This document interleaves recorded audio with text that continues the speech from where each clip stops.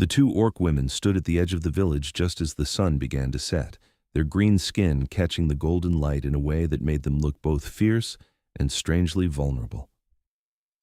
The taller of the twins, Kara, gripped her sister's hand so tightly that Mira could feel the tremor running through her fingers, a silent admission of the fear they both carried despite their imposing frames and the muscle that corded their arms. "We cannot turn back now," Kara said, her voice low enough that only Mira could hear. The tusks that protruded slightly from her lower lip caught the light as she spoke, and she touched them self-consciously, a habit she had developed over the years when anxiety crept in. Mira nodded, her own tusks smaller, but no less prominent. "The clan made their choice. We make ours now." Her words carried a strength she did not entirely feel, but she knew her sister needed to hear them. They had walked for 3 days to reach this village, following rumors and whispers of a place where humans might not immediately drive them away with pitchforks and torches. Their supplies had dwindled to nothing, and their options had narrowed to a single desperate hope. The village of Millbrook was small, perhaps 24 buildings clustered around a central square with a well. Smoke rose from chimneys, carrying the scent of cooking fires and bread. Normal life, peaceful life, everything they had never known. As they walked down the main road, doors began to close. Curtains twitched. A woman ushered her children inside with hurried movements, and a man carrying a bundle of firewood stopped dead in his tracks, his face draining of color. Kara felt the familiar weight of fear and hatred pressing against her skin like a physical thing. "Keep walking," Mira whispered, "head high." They had discussed their plan during the long journey. In their clan, when resources grew scarce or when political alliances needed to be forged, it was not uncommon for siblings to share a single spouse. The practice ensured that no one was left alone, that strength was pooled, that survival was more certain. They had thought long and hard about what they could offer, what might make a human man willing to overlook centuries of prejudice and warfare. The forge sat at the far end of the village, its chimney still producing thin wisps of smoke despite the late hour. The rhythmic clang of hammer on metal echoed through the evening air, a sound that spoke of work and purpose. Kara and Mira exchanged a glance, gathering their courage, and approached.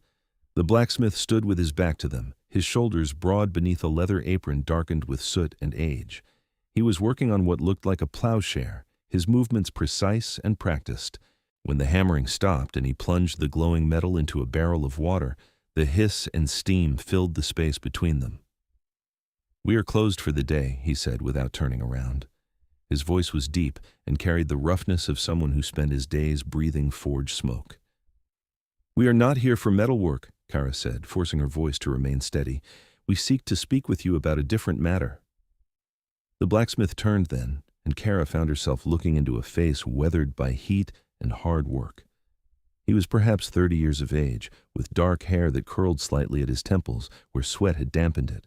His eyes were a startling blue, the color of the sky just before dawn, and they widened as he took in the sight of 2 orc women standing in his forge. To his credit, he did not reach for a weapon. He did not shout for help. He simply stood there, his hammer still in one hand, and studied them with an expression Kara could not quite read. "I am Jonas Pemberton," he said finally. "This is my forge. State your business."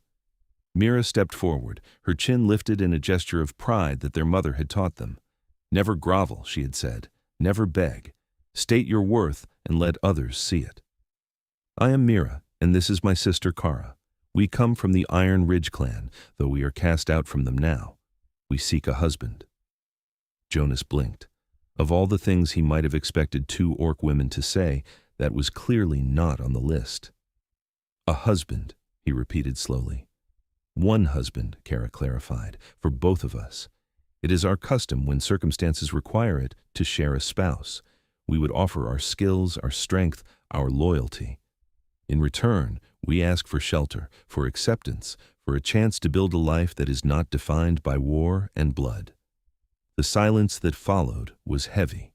Jonas set his hammer down on the workbench with a deliberate care that suggested he was buying himself time to think. He looked from one sister to the other, his gaze taking in their travel-worn clothes, the packs they carried, the way they stood close together as if drawing strength from proximity. "Why were you cast out?" he asked. Mira's jaw tightened, but she answered. We refuse to participate in a raid on a human settlement. Our clan believes that strength is proven through violence, that humans are weak and deserve to be plundered. We disagreed. When we spoke against the raid, when we tried to argue for a different path, we were given a choice. Join the raid or leave. We left. So you are outcasts because you did not want to kill my people, Jonas said, his tone unreadable. Yes, Kara said simply. Jonas was quiet for a long moment. He walked to the forge and used a poker to bank the coals, his movements methodical. When he turned back, his expression had shifted to something that might have been curiosity mixed with caution. I will hear you out, he said, but not here. If the village sees us talking, there will be trouble before we even begin. My home is behind the forge. Come. We will speak there. And then I will decide. Kara felt a flutter of something that might have been hope. It was more than they had expected, more than they had dared to dream. Jonas led them around the side of the forge to a modest cottage with a thatched roof and a small garden. He opened the door and gestured for them to enter. The interior was simple but clean. A hearth dominated one wall, with a pot hanging over cold ashes. A table with 2 chairs sat near a window, and a narrow staircase led to what was presumably a sleeping loft. Shelves held a few books, some tools, and crockery. It was the home of a man who lived alone but took pride in his space. Sit, Jonas said, indicating the chairs. When Kara and Mira hesitated, he added, I only have 2 chairs. I will stand. Sit. They sat, their large frames making the simple chairs creak. Jonas leaned against the wall near the hearth, his arms crossed over his chest. Tell me everything, he said, from the beginning. I want to understand what brought you to my door. Mira took a breath and began. She spoke of their childhood in the Iron Ridge clan, where strength was valued above all else, and compassion was seen as weakness. She described the endless cycle of raids and skirmishes, the way orc children were taught to see humans as enemies from the moment they could understand words. She explained how she and Kara had always felt like outsiders, how they had questioned the violence even when it meant punishment, how they had dared to imagine a different way of living. Kara picked up the thread when Mira's voice grew tight with emotion. She described the final confrontation with their clan leader, a grizzled warrior named Grath, who had led the Iron Ridge clan for 20 years. He had called them cowards and traitors. He had given them until sunrise to leave or face execution. We took what we could carry and walked away from everything we had ever known, Kara said quietly. We heard rumors of border villages where humans and orcs had occasionally traded, where there might be less hatred. We thought perhaps we could find work as laborers, as guards, as anything. But in every village we tried, we were driven away before we could even speak. Until here, Jonas said. Until here, Mira agreed. We are out of food and out of options. We decided that our best chance was to offer ourselves in a way that might be valuable. A wife brings more than just labor. A wife is a partner, a companion, a builder of a home. We thought that if we could find one man willing to take us both, we might finally have a place to belong. Jonas rubbed his jaw, the rasp of stubble loud in the quiet room. This is not a small thing you are asking. This village already looks at me sideways because I have never married, because I keep to myself. If I were to take 2 orc women as wives, I would become an outcast myself. My business would suffer. People I have known my whole life would turn their backs on me. We know, Kara said, her voice breaking slightly. We know it is too much to ask, but we had to try. Jonas pushed off from the wall and walked to the window, looking out at the darkening sky. My father was a blacksmith before me, he said after a moment. He taught me the trade, but he also taught me something else. He said that the measure of a man is not in how well he follows the crowd, but in whether he can stand alone when standing alone is right. He died 5 years ago, and I have tried to live by that principle. He turned back to face them, his blue eyes serious. I'm not saying yes, not yet, but I'm saying I will consider it. You will stay here tonight. I have a small storage room that I can clear out for you. In the morning, we will talk more. I want to know what skills you have, what you can offer, and I want time to think about what this would mean. Is that acceptable? Kara felt tears prick at her eyes, though she blinked them back fiercely. More than acceptable. Thank you. Jonas nodded and moved toward a door at the back of the room. "Help me move these crates. There is a pallet in here somewhere, and I can get you blankets." The storage room was small and cramped, filled with odds and ends that Jonas had accumulated over the years. Together, the three of them cleared a space large enough for the twins to sleep. Jonas brought them a pallet stuffed with straw, 2 heavy blankets, and a pitcher of water with a cup.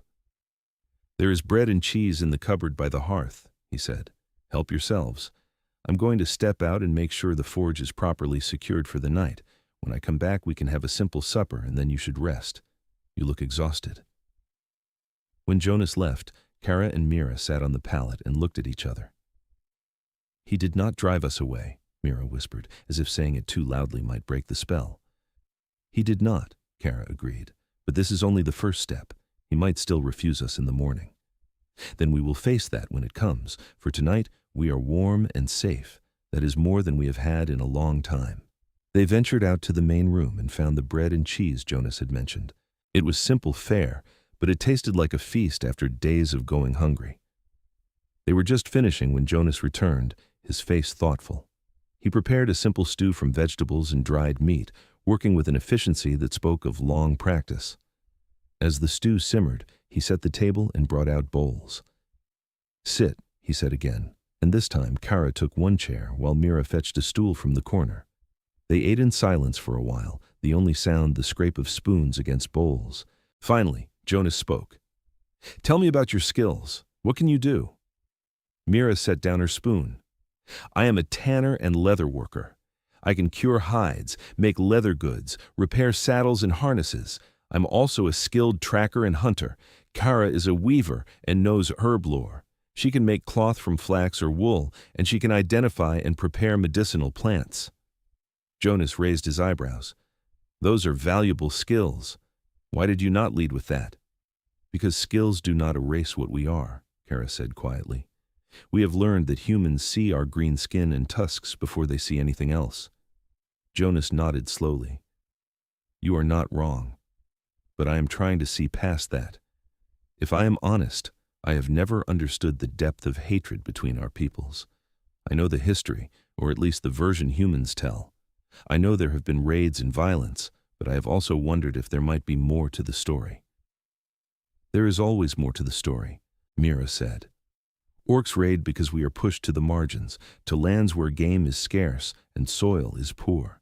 Humans expand into territories we have held for generations, and then call us invaders when we fight back. It is a cycle of violence that benefits no one, but pride and fear keep it spinning." "And you want to step out of that cycle," Jonas said. "We want to live," Kara said simply. "We want to wake up in the morning without wondering if today will be the day we die in battle. We want to create things instead of destroying them.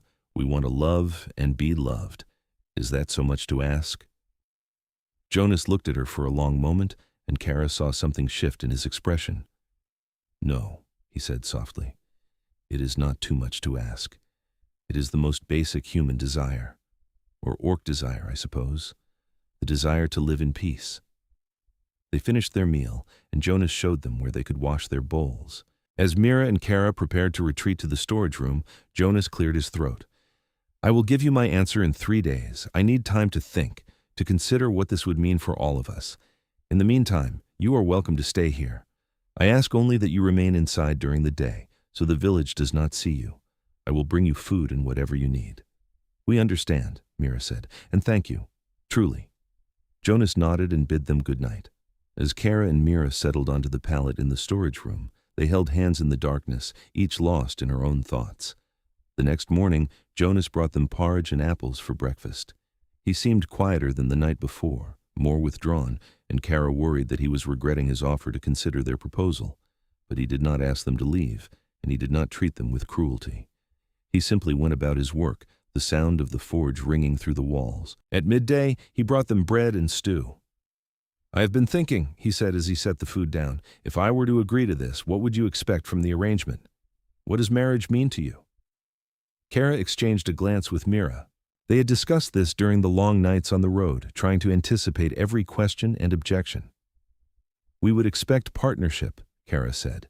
We would contribute to the household in every way we could. We would respect you and be loyal to you. In return, we would hope for the same respect and loyalty. As for the more intimate aspects of marriage, we would leave that to develop naturally. We are not asking you to love us immediately. We are asking for the chance to build something real over time." Jonas nodded slowly. "And what of children? Have you thought about that?" Mira took a breath. "Orc and human children are rare but not unheard of. If children came, we would raise them together and love them fiercely. If they did not, we would find fulfillment in other ways. We do not come to you with demands. We come with hope and a willingness to work for a future." Jonas sat down heavily in one of the chairs. "You make it sound simple, but we both know it would be anything but. The village would turn on us. We would face scorn and possibly violence. My business would suffer, perhaps fail entirely. We might have to leave Millbrook and start over somewhere else." "We know," Kara said quietly. "We are not blind to the costs, but we also know what it is like to live without hope. We have been doing it for months now. If you give us a chance, we will do everything in our power to make it work. And if it comes to leaving, we will leave together and build a life wherever we can." Jonas studied her face, his blue eyes searching. "You're brave," he said finally. "Braver than I have given you credit for. It takes courage to walk away from everything you know and throw yourself on the mercy of strangers." "It takes courage to consider our offer," Mira countered. "You could have driven us away with a word. Instead, you fed us and gave us shelter. That says something about who you are." Jonas stood and moved toward the door. "I need to get back to work. I have a commission that must be finished by tomorrow, but I'm still thinking." 3 days, I said, and I meant it. The second day passed, much like the first. Jonas worked in the forge while Kara and Mira remained hidden in the cottage. They busied themselves with small tasks, tidying the kitchen and mending a tear in one of the blankets. Mira examined the herbs growing in the small garden visible through the window and made mental notes about their condition. Kara found a basket of wool that looked like it had been sitting untouched for years and began to card it, her hands moving through the familiar motions with practiced ease. That evening, Jonas came in looking exhausted. His face was smudged with soot, and his hands were red from the heat of the forge. He washed at the basin and then sank into a chair with a heavy sigh. "Let me cook tonight," Mira offered. "You look worn to the bone." Jonas started to protest, but Mira was already moving to the cupboard. "You've been feeding us and working all day. The least we can do is prepare a meal. Kara, help me." Together, the sisters made a hearty vegetable soup with barley and the last of the dried meat. They worked seamlessly, Mira chopping while Kara stirred, their movements synchronized from years of working side by side. Jonas watched them with an expression that might have been wonder. When they sat down to eat, Jonas said, "This is good, better than anything I have made in a long time." "Cooking for one is a joyless task," Kara said. "Cooking for others, that is where the pleasure lies." Jonas smiled, a small thing that softened his face. "I had forgotten that. My father used to say the same thing. After he died, meals became just fuel, something to keep me going." "Tell us about him," Mira said gently. "Your father." Jonas hesitated, then began to speak. He told them about a man who had loved his craft and taught Jonas to see beauty in the functional, to take pride in every nail and hinge and blade. He spoke of a childhood spent learning the secrets of the forge, of burns and mistakes and small triumphs. He told them about his mother, who had died when Jonas was young, and how his father had raised him alone, much as Jonas now lived alone. He would have liked you," Jonas said suddenly, looking at the twins. "He always said that courage and kindness mattered more than what a person looked like. He would have told me not to be a fool, to see the gift being offered." Kara felt her heart stutter. "Does that mean you have decided?" Jonas shook his head. "Not yet, but I'm leaning toward yes. I just need to be sure. This is not a decision to make lightly." On the third day, Jonas did not go to the forge. Instead, he sat at the table with a piece of parchment and a bit of charcoal, writing and crossing out, his brow furrowed in concentration. Kara and Mira gave him space, speaking in whispers when they spoke at all. Finally, As the sun began to set, Jonas set down the charcoal and turned to face them. "I have made my decision," he said, his voice steady. "I will marry you, both of you."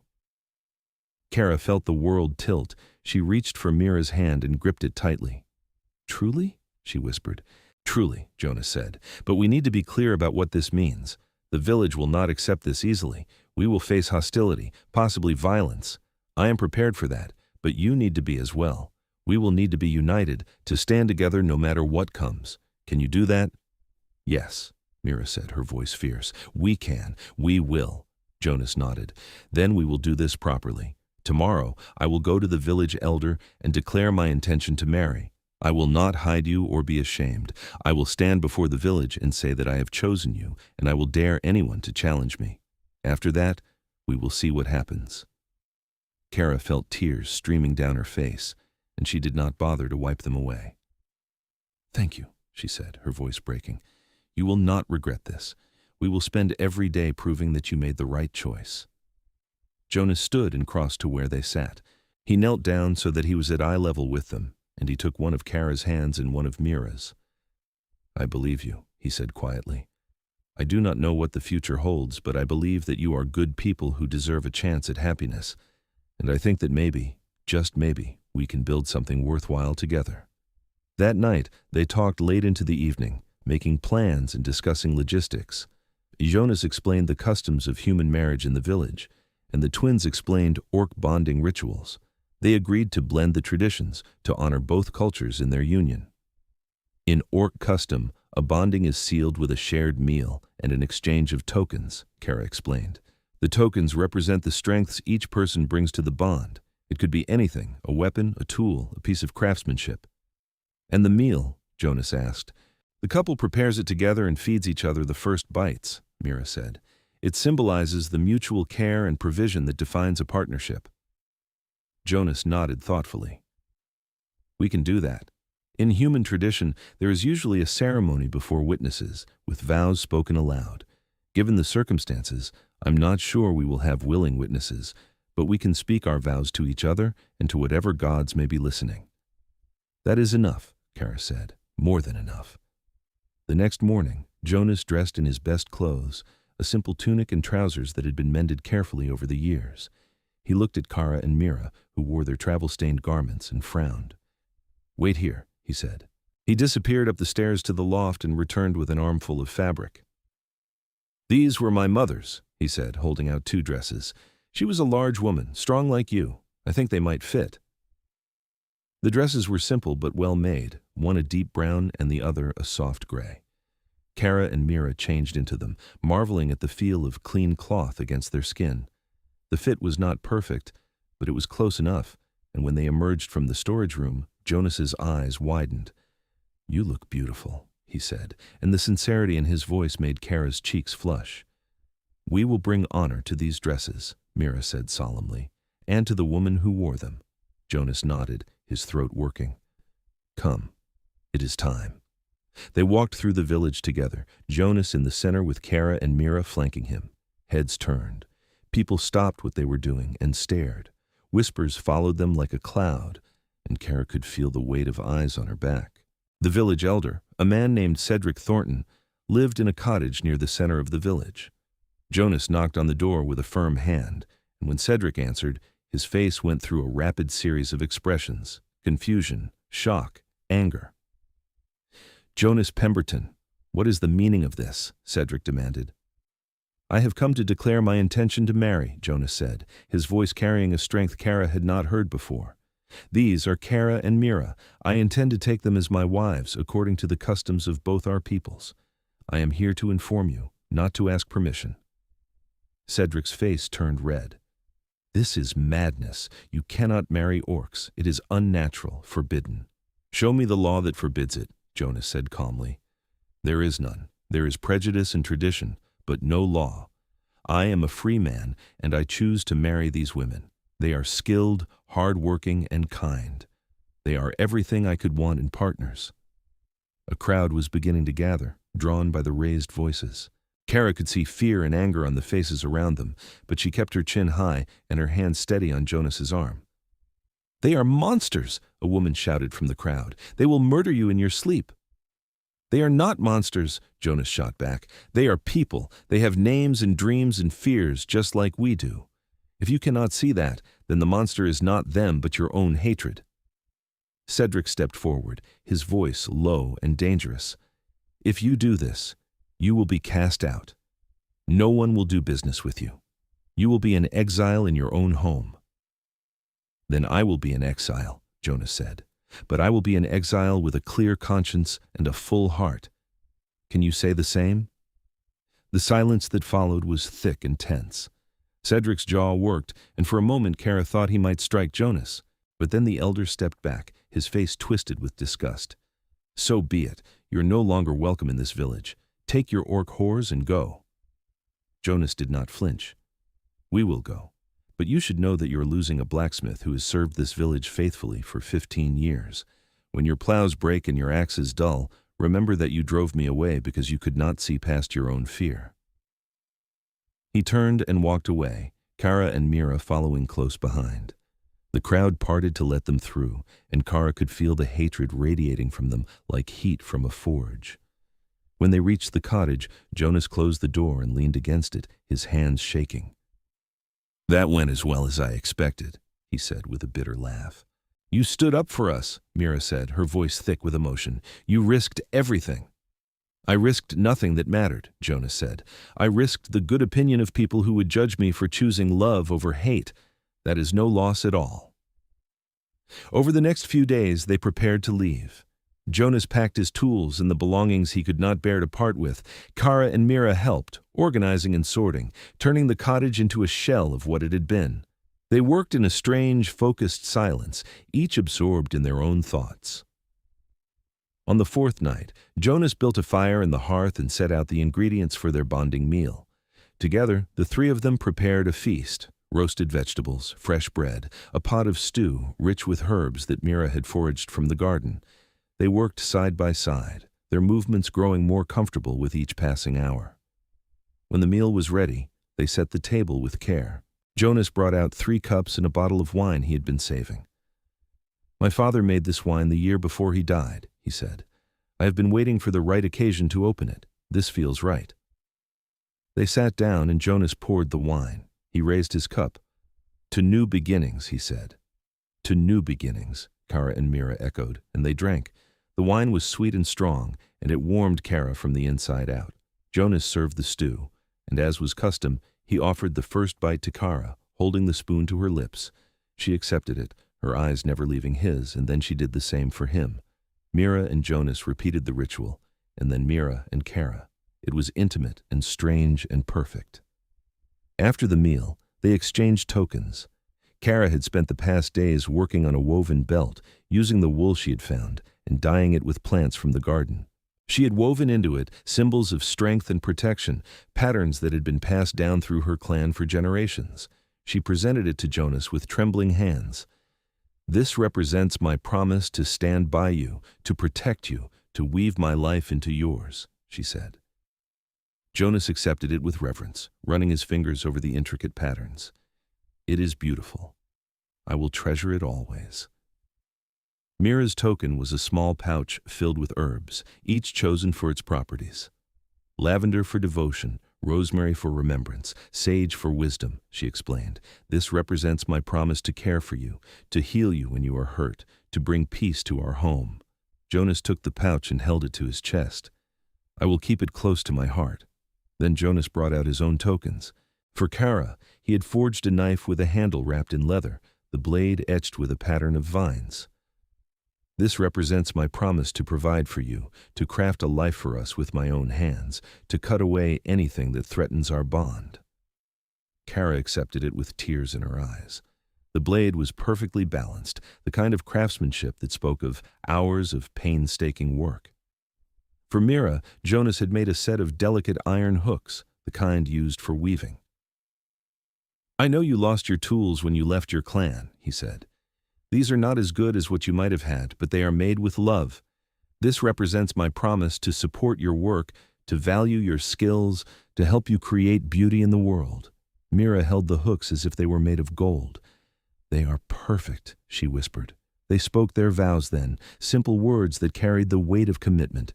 Jonas promised to honor them, to stand by them, to face whatever came with courage and love. Kara and Mira promised the same, their voices blending together in a harmony that felt ancient and sacred. When the vows were complete, Jonas stood and held out his hands. "I do not know if there are gods watching, but if there are, I hope they bless this union. I hope they see three people who are trying to build something good in a world that has too much hate." Kara took one hand, and Mira took the other. They stood together in the firelight, and for the first time, in longer than Kara could remember, she felt like she belonged. That night they talked about where to go. Jonas had heard of a frontier settlement to the west, a place where people went to start over, where the past mattered less than a person's willingness to work. "It will be hard," he warned. "Frontier life is brutal, but it might be our best chance." "We are not afraid of hard work," Mira said. "We have been preparing for this our whole lives without knowing it." They left at dawn a few days later, before the village could organize any resistance. Jonas had sold what he could and packed the rest onto a sturdy cart he had built himself. Kara and Mira pulled the cart, their strength making short work of the load, while Jonas walked beside them. The journey west took nearly 2 weeks. They traveled through forests and across rivers, sleeping under the stars and cooking over open fires. Jonas taught them about the constellations, pointing out patterns in the night sky and telling stories his father had told him. Kara and Mira shared stories from their own childhood, tales of orc heroes and legends that Jonas listened to with rapt attention. One night, as they sat around the fire, Jonas said, "I have been thinking about what Cedric called you. He said you were monsters, but I have seen more humanity in you than I ever saw in him." "Humanity," Kara mused. "Is that not a word that means belonging to humans?" Jonas shook his head. "It should mean something more. It should mean kindness, compassion, the ability to see others as worthy of dignity. By that measure, you are more human than most humans I know." Mira smiled, her tusks catching the firelight. "Then perhaps humanity is not about what species you are, but about what choices you make." "Perhaps," Jonas agreed. He reached out and took her hand, then Kara's. "I am glad you chose to come to Millbrook. I am glad you chose me." "We are glad you chose us," Kara said softly. The frontier settlement called Riverford was everything Jonas had described and more. It was a rough collection of cabins and tents clustered around a ford in a wide river. The people there were a mix of outcasts, adventurers, and those seeking a fresh start. When Jonas, Kara, and Mira arrived, they were met with curious stares but no immediate hostility. The settlement's leader, a weathered woman named Grace Sawyer, approached them as they were setting up camp. "New arrivals?" she said, her voice gruff but not unkind. "What brings you to Riverford?" "We are looking to settle," Jonas said. "I am a blacksmith. My wives are skilled in leatherwork, weaving, and herb lore. We are willing to work hard and contribute to the community." Grace's eyebrows rose at the word wives, and her gaze flicked to Kara and Mira. "Orc wives," she said, more statement than question. "Yes," Jonas said, his voice firm. "Is that a problem?" Grace studied them for a long moment. Then she shrugged. "We have got dwarves, half-elves, and a gnome who claims to be a priest of a god no one has heard of. A blacksmith with orc wives is hardly the strangest thing we have seen. If you can pull your weight, you are welcome here. If you cause trouble, you will be asked to leave." "Fair?" "Fair," Jonas agreed, relief flooding his face. They built their home on the outskirts of the settlement, near the river where Kara and Mira could easily fetch water. Jonas set up a small forge, and within days he had his first customers. The people of Riverford needed tools and repairs, and Jonas's skill quickly earned him a reputation as a craftsman worth seeking out. Kara established a tanning operation, using hides that hunters brought in from the surrounding forest. Her work was meticulous, and the leather she produced was soft and durable. Mira set up a loom and began weaving cloth, and she also offered her services as a healer, using her knowledge of herbs to treat minor ailments and injuries. Life in Riverford was hard, but it was also good. The days were long and filled with work, but the nights were peaceful. Jonas, Kara, and Mira fell into a rhythm, each contributing to the household in their own way. They took turns cooking, cleaning, and tending the small garden they planted near the cabin. As the weeks turned into months, the bond between them deepened. Jonas found himself looking forward to the evenings when they would sit together and talk, sharing stories and dreams. Kara discovered that Jonas had a dry sense of humor that could make her laugh even after the hardest days. Mira appreciated the way Jonas listened when she spoke about her worries, never dismissing her concerns or trying to fix everything immediately. One evening, as they sat outside watching the sunset, Jonas said, "I have been thinking about what comes next. We have built a life here, but I want to make sure it is a life that makes all of us happy. What do you want for the future?" Kara leaned against his shoulder. "I want this," she said. "I want a home where we are safe, where we can wake up without fear. I want to see our work flourish and to know that we are building something lasting." Mira nodded. "I want the same. And someday, if we are blessed, I want children. I want to raise them to be strong and kind, to know that they are loved no matter what." Jonas wrapped his arms around both of them. "Then that is what we will work toward, together." The first real test of their bond came in the form of a late autumn storm. The rains came suddenly and with a fury, swelling the river and threatening the settlement. Jonas, Kara, and Mira worked alongside their neighbors to reinforce the banks and move supplies to higher ground. For 3 days they labored in the mud and rain, exhausted but determined. On the third night, as they collapsed into bed, Jonas said, "I could not have done that without you. The both of you were tireless." "We are a team," Mira said, her voice muffled by the pillow.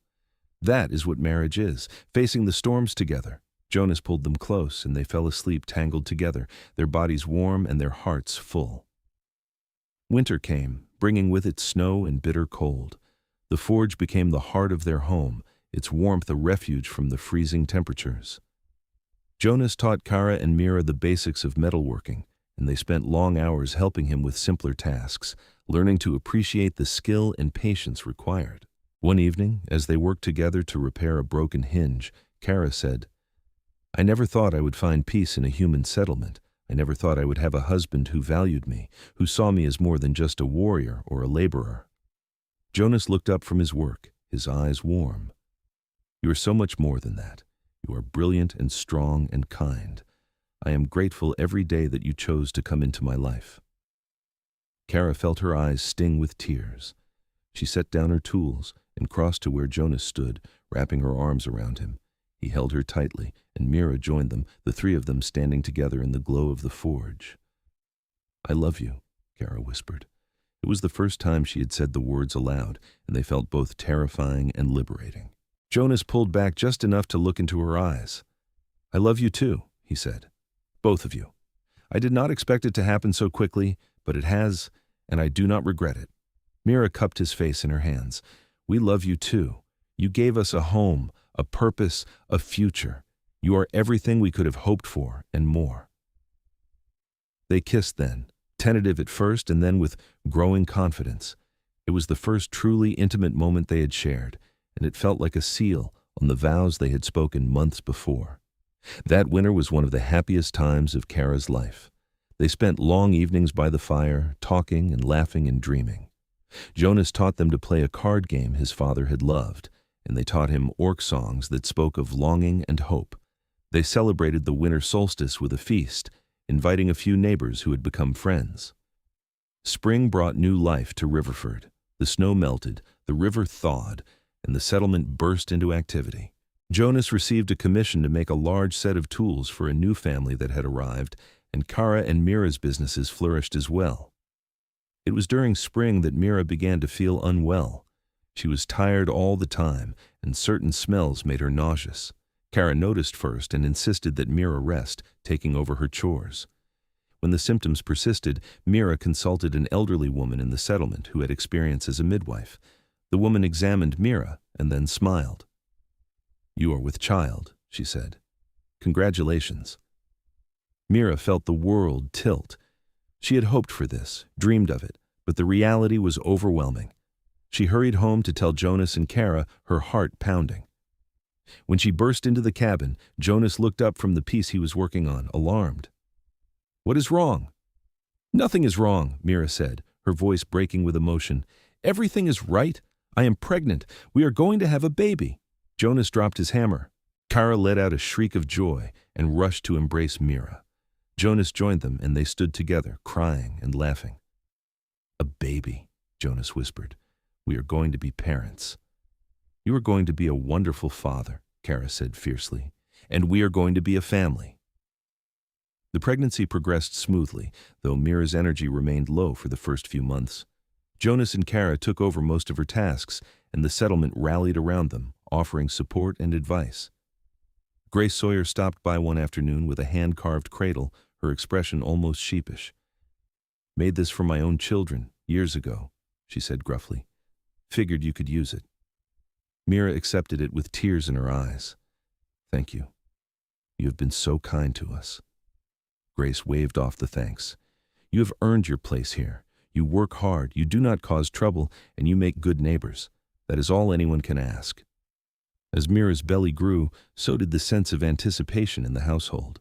Jonas began working on a larger bed, one that could accommodate all three of them and have space for a cradle nearby. Kara sewed tiny clothes from scraps of fabric, her large hands surprisingly delicate as she stitched. One evening, as they sat together, Mira said, "What if the child is more orc than human? What if people fear them?" Jonas took her hand. "Then we will teach them to be proud of who they are. We will teach them that their heritage is a gift, not a curse. And if anyone tries to make them feel ashamed, they will have to deal with us." Kara nodded firmly. "We will protect them. Always." Mira relaxed, reassured by their certainty. "I want to name them after something strong. If it is a boy, Thane. If it is a girl, Arya." "Beautiful names," Jonas said. "I love them." The baby came in early autumn, as the leaves were just beginning to turn. The labor was long and difficult, and there were moments when Kara feared they might lose Mira. But the midwife was skilled, and Jonas and Kara were there every step of the way, holding Mira's hands and whispering encouragement. When the baby finally arrived, healthy and squalling, Kara wept with relief. It was a girl with green-tinged skin and tiny tusks just beginning to show. She had Jonas's blue eyes and Mira's delicate features, a perfect blend of both her parents. "Arya," Mira whispered, cradling the baby to her chest. "Our little Arya." Jonas kissed Mira's forehead, then the baby's. "She is perfect. Absolutely perfect." Kara reached out and stroked the baby's soft hair. "She is a miracle. Our miracle." The first few months of parenthood were exhausting but joyful. Arya was a fussy baby, prone to crying in the middle of the night, but all three parents took turns soothing her. Jonas proved to be surprisingly good at getting her to sleep, his deep voice and steady rocking somehow calming her when nothing else would. As Arya grew, it became clear that she had inherited the best of both species. She was strong and healthy, with a curiosity that kept her parents on their toes. The people of Riverford accepted her without question, and she became a fixture in the settlement, toddling after her mothers as they worked and watching her father in the forge with wide eyes. One day, when Arya was nearly 2 years old, a group of travelers arrived in Riverford. They were orc refugees, fleeing from a conflict in the north. Among them was an older orc woman who looked haggard and worn. When she saw Kara and Mira, her eyes widened in recognition. "Kara, Mira," she said, her voice trembling. "Is it really you?" Kara's heart clenched. It was Nara, an elder from the Iron Ridge clan, one of the few who had shown them kindness before their exile. "Nara," she breathed, "what are you doing here?" Nara's face crumpled. "The clan is no more. Grath led a raid on a fortified human settlement, and it went badly. Most of our warriors were killed, and the survivors scattered. I've been wandering for months looking for a place to settle. When I heard there was a frontier settlement that accepted all kinds, I had to come." Mira stepped forward and embraced the older woman. "You're welcome here. We will help you find a place, help you start over." Nara pulled back, her eyes taking in Jonas in the small cabin. "You married a human," she said, her tone unreadable. "We did," Kara said, lifting her chin. "And we have a daughter. We are happy here, Nara. We found the life we always wanted." Nara's expression softened. "I am glad. I always thought you were too good for the clan, too wise to waste your lives in endless fighting. I wish I had been brave enough to leave with you." "You are here now," Jonas said, stepping forward, "and you are welcome. Riverford is a place for people who want to start over. You will fit right in." Over the following weeks, Nara settled into Riverford and more orc refugees followed. The settlement grew and changed, becoming a true melting pot of cultures and species. Jonas, Kara, and Mira found themselves at the center of this transformation, helping newcomers find their footing and mediating between different groups. One evening, as they sat on the porch watching Arya play in the yard, Jonas said, "I never imagined my life would turn out this way. I thought I would spend my days alone, working in the forge and growing old in isolation. Instead, I have two incredible wives, a beautiful daughter, and a community that feels like family." Kara leaned against him. "We never imagined it either. We thought we would die in some meaningless raid or live out our days as outcasts. But you gave us hope. You gave us a chance." Mira smiled, her hand resting on her belly. She was pregnant again, this time with twins, a fact that had filled the household with both excitement and trepidation. "We are building a legacy," she said, "not just for ourselves, but for our children and their children. We are proving that orcs and humans can live together in peace, that love is stronger than hate." Jonas kissed the top of her head. "I am proud of us. I am proud of what we have built." As the years passed, their family continued to grow. Mira gave birth to twin boys, Garrett and Finn, who were as different as night and day. Garrett was thoughtful and quiet, while Finn was boisterous and always getting into trouble. Arya took her role as big sister seriously, watching over her brothers with a protective fierceness that reminded Kara of herself. Jonas's forge became the heart of Riverford's economy. He trained apprentices, both human and orc, passing on the skills his father had taught him. Kara's tannery expanded, employing several workers and producing leather goods that were sold throughout the region. Mira's healing practice grew as well, and she became known as the settlement's most trusted healer. But it was not just their businesses that flourished. Their marriage deepened in ways Kara had never thought possible.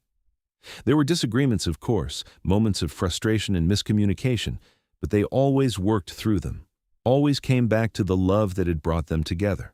One night, as they lay in bed with the children finally asleep, Jonas said, "Do you ever regret it? Leaving your clan, coming to find me?" Kara turned to look at him, her eyes fierce. "Never. Not for a single moment. You are my home, Jonas. You and Mira and our children. I would do it all again in a heartbeat." Mira nodded, her hand finding Kara's. "We were meant to find you. I truly believe that. Some force, some fate guided us to your door." Jonas smiled, his eyes glistening. "Then I am grateful to whatever gods or fate brought you to me. You have made me happier than I ever thought possible." They held each other close, and Kara felt a profound sense of peace. This was what she had been searching for her whole life, this sense of belonging, of being loved and valued for who she was. She closed her eyes and listened to the sound of Jonas and Mira breathing, the soft sighs of her children sleeping nearby, and she knew that she was exactly where she was meant to be. As Arya grew older, she began to ask questions about her heritage. She wanted to know about orc culture, about the clans and the traditions. Kara and Mira taught her what they could, sharing stories and songs, teaching her the language of their people. They also made sure she understood the human side of her heritage, the values and customs Jonas had grown up with. One day, Arya asked, "Why do some people not like orcs?" Kara knelt down to her level. "Because they are afraid of what they do not understand. They have been taught that orcs are dangerous, and they have never taken the time to learn differently." "But you are not dangerous," Arya said, her brow furrowed in confusion. "No, we are not," Mira agreed. "And neither are most orcs. But there has been violence between our peoples, and it is hard for some to let go of that history. It is up to people like us to show them a different way." Arya nodded solemnly. "I will show them. I will be so good and kind that they have to see." Jonas ruffled her hair. "That is the spirit. You're going to change the world, little one." And in many ways, she did. As Arya and her brothers grew, they became symbols of what was possible when people chose understanding over fear. They played with human children and orc children alike, forming friendships that crossed cultural boundaries. They learned their parents' trades and carried on the legacy of hard work and compassion. Riverford itself became a beacon of hope, a place where anyone could come to start over, regardless of their past or their species. It was not perfect, there were still conflicts and challenges, but it was better than what had come before. Years later, when Kara and Mira were in their middle years and Jonas's hair had turned silver, they sat together on the porch of their home, watching the sunset. Arya was grown now, married to a kind young man who adored her and expecting her first child. Garrett and Finn had taken over much of the work in the forge and the tannery, allowing their parents to slow down and enjoy a quieter life. "We did it," Mira said softly. "We built a life worth living." Kara took her hand, then reached for Jonas's. "We did more than that. We built a future. We proved that love can overcome hate, that people can change." Jonas squeezed their hands. "I'm so grateful for the day you walked into my forge. You changed my life in ways I could never have imagined. You gave me purpose and family and love. You are the best thing that ever happened to me." "And you are the best thing that ever happened to us," Kara said, her voice thick with emotion. "You took a chance on 2 desperate orc women, and you gave us a home. You are our hero, Jonas Pemberton." Jonas laughed, a warm sound that filled the evening air. "I am no hero. I am just a man who was lucky enough to recognize a good thing when it walked through my door." They sat in comfortable silence, watching as the sky turned from orange to purple to deep blue.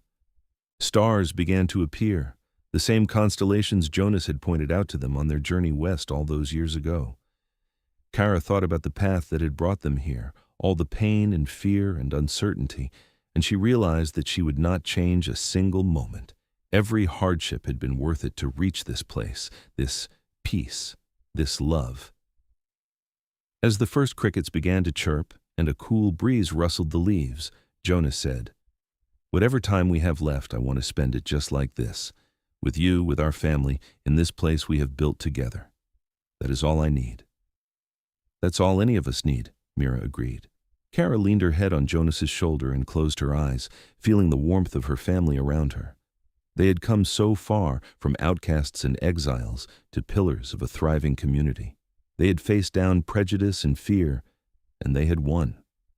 Not through violence or force, but through love and persistence in the simple act of living their truth. In the distance, she could hear Arya's laughter as she talked with her husband, planning for the future. She could hear Garrett and Finn arguing good-naturedly about some detail of a project they were working on. She could feel the steady beat of Jonas's heart, the gentle pressure of Mira's hand in hers. This was her family. This was her home. This was everything. The story of the orc twins who came to a village seeking one husband and found love with a blacksmith became legend in Riverford and beyond. Parents told it to their children, emphasizing the courage it took to step into the unknown, the kindness required to see past difference, and the power of love to transform lives. It was a story that inspired others to take chances, to open their hearts, to build bridges instead of walls. And for Jonas, Kara, and Mira, it was not just a story. It was their life, lived fully and without regret. They had taken a desperate gamble and turned it into a legacy of hope. They had proven that family is not defined by blood or species, but by the bonds we choose to forge and the love we choose to give. They had shown that even in a world divided by fear and hatred, there is always room for those brave enough to choose a different path. As the night deepened and the stars wheeled overhead, the 3 of them rose and went inside, ready to rest and to face whatever tomorrow might bring. Together, they had weathered every storm. Together, they had built a life of meaning and joy. Together, they would continue on, hand in hand, heart to heart, until the end of their days. And that was more than enough. That was everything.